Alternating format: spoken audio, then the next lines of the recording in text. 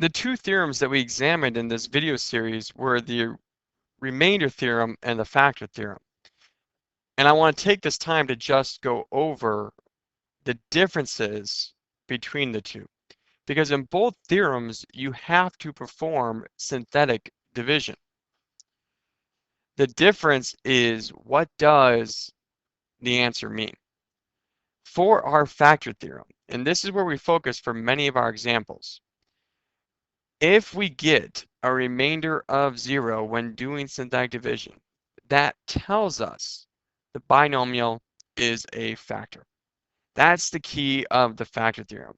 Perform the synthetic division, and you take a look to see, is the remainder 0?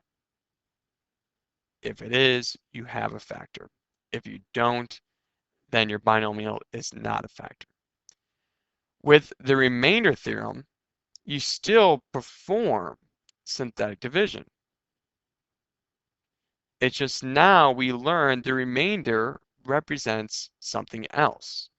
It doesn't just represent if it's 0, if it's a factor.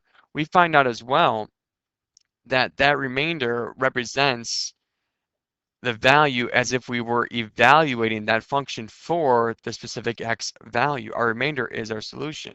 If we perform synthetic division with the value c, then our remainder is as if we plugged c into the function. And to see that, you can go back and look at a couple of the previous examples when we introduced the remainder theorem. But the remainder theorem is used to evaluate a function at a specific x value by performing synthetic division. And what you look at is the remainder. The factor theorem is used to determine if a binomial is a factor. So remainder theorem, overall, the gist of it is, the remainder theorem is used to evaluate a function at a specific x value. The factor theorem is used to determine if a binomial is a factor.